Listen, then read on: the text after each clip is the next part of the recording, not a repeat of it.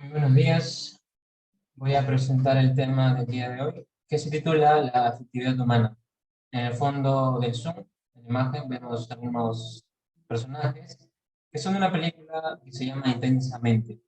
Estos personajes, bueno, representan las emociones que tiene cada persona y nosotros, yo en particular, voy a hablar sobre el tema de la afectividad humana.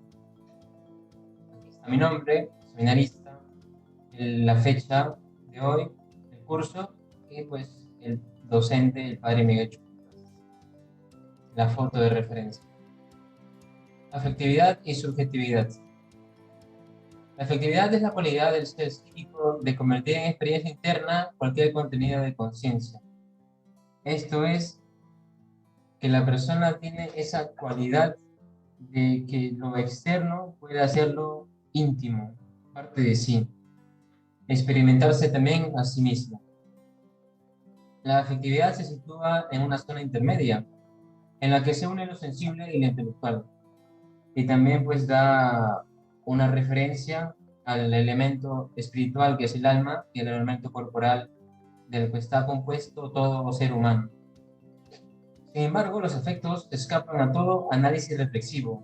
¿Qué significa esto? Pues que los sentimientos, las emociones son subjetivos, por eso justamente por eso son irreductibles a la objetivación intelectual. El fenómeno afectivo posee una dimensión somática, es decir, en el cuerpo, de un hecho psíquico, el cual se demuestra en la emoción.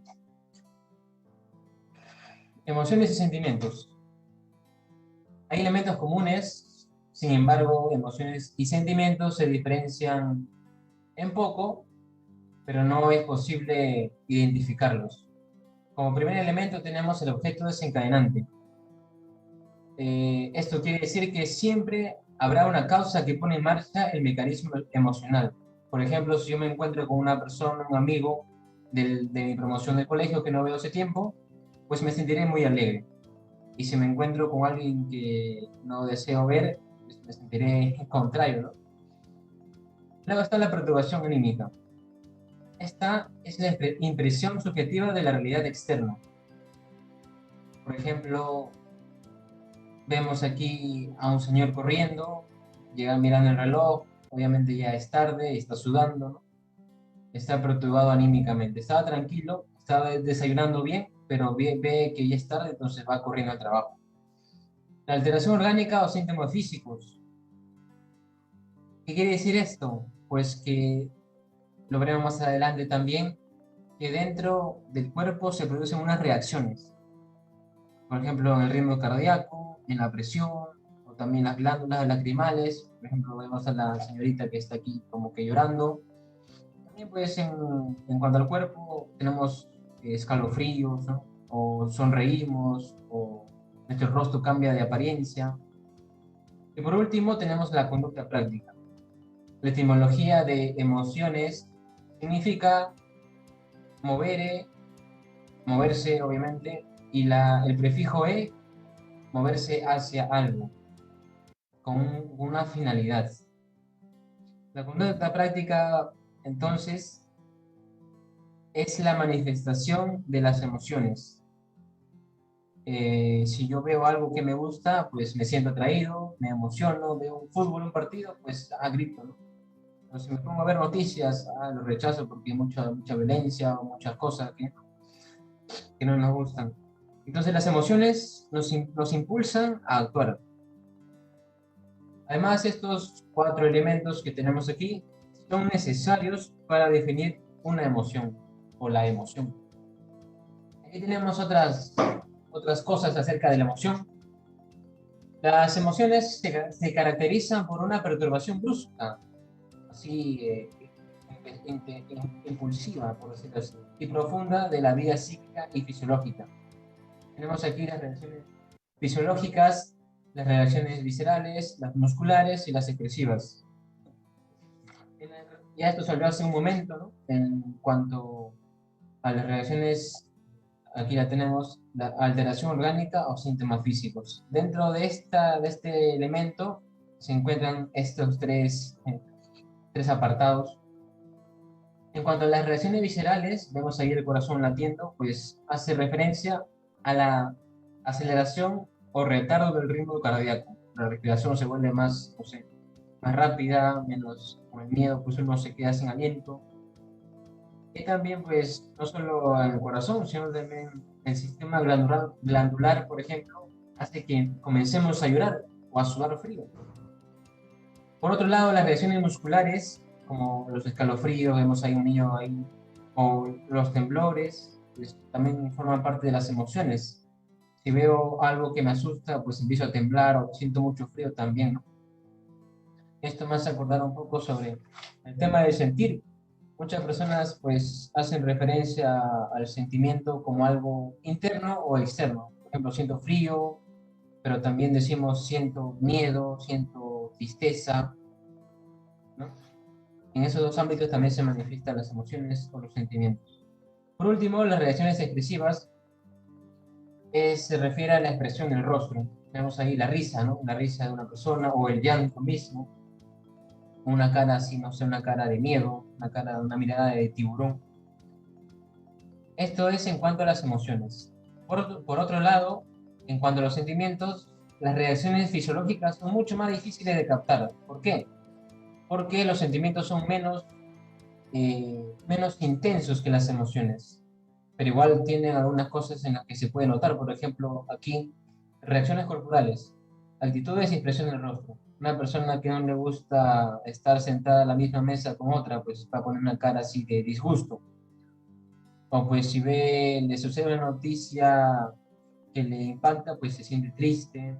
O una noticia buena, se siente alegre. Entonces, el rostro cambia, ¿no? Se nota en el rostro la sonrisa, los ojos de ira, con una cara así de rechazo, ¿no? De apatía. Luego, por otro lado, están las reacciones sinestésicas. Por ejemplo, ya decía, en las emociones hemos dicho en la aceleración del ritmo cardíaco, pero aquí también podemos poner la respiración, la alteración del pulso, ¿no? Vemos las imágenes. Y estos sentimientos y emociones están agrupados, están, no sé, clasificados. Pues sí, aunque no existe una única clasificación de las emociones y sentimientos. Sin embargo, desde la psicología experimental tenemos estos grupos o familias agrupadas según qué, según los tipos de respuestas fisiológicas ante determinados estímulos. Por ejemplo, la ira está dentro de la rabia, el enojo, la furia y otros más. La tristeza, pues la pena, el desconsuelo, la aflicción. Dentro del miedo, la ansiedad, la angustia, la preocupación, el temor. En la alegría, la felicidad, el gozo, la tranquilidad, estar contento, ¿no? Divertirse. En el amor, pues la aceptación, el enamoramiento, la devoción, la adoración a Dios, puede ser también. La sorpresa, pues el asombro, el desconcierto, la admiración. En la aversión tenemos el desprecio, el desdén, el asco, la antipatía, el disgusto. Y por último, la vergüenza, la perplejidad, el remordimiento, la humillación. Pero, sin embargo, no solo la psicología experimental ha hecho su clasificación, sino que tenemos dos clasificaciones más. La clásica, pues de los filósofos de la época clásica también. Aquí vemos la imagen, el mito del carro alado, la auriga virtud, el que gobierna los impulsos. Los caballos son los impulsos, los deseos, ¿no? Los apetitos. Aquí vemos el apetito concupiscible y el apetito irascible. Dentro de las pasiones del deseo se encuentran el amor, para decir una definición, es la inclinación o tendencia hacia el bien. También pues el odio, el deseo, el gozo, el dolor. Y en cuanto a las pasiones de impulso o el apetito irascible, está la esperanza, la desesperanza también, el temor, la ira, que pues la ira es rechazo del mal presente. Sin embargo, también Max Scheler ha hecho su clasificación de los sentimientos agrupándolos en cuatro esquemas. En el primero, los sentimientos sensibles, que tienen una localización sensorial bien determinada. Por ejemplo, si me duele el estómago, pues eso nos quiere decir que algo que comimos nos ha caído mal y tenemos que tomar una pastilla o tenemos que hacer algo para aliviar ese dolor. También los sentimientos vitales o corporales que se extienden, sin embargo, a todo el cuerpo. Por ejemplo, hemos escuchado decir bienestar general o malestar general cuando te duele el cuerpo, ¿no? Ya no se quiere hacer nada. Por otro lado, los sentimientos psíquicos o anímicos son independientes del cuerpo. Están aquí la tristeza, la alegría ante una noticia, el asombro. Los sentimientos espirituales, sin embargo, brotan de los niveles más espirituales del sujeto, valga la redundancia. Es de lo más profundo de la persona, por ejemplo, la felicidad, la paz, la melancolía, ¿no? Proceden de las raíces más hondas de una persona.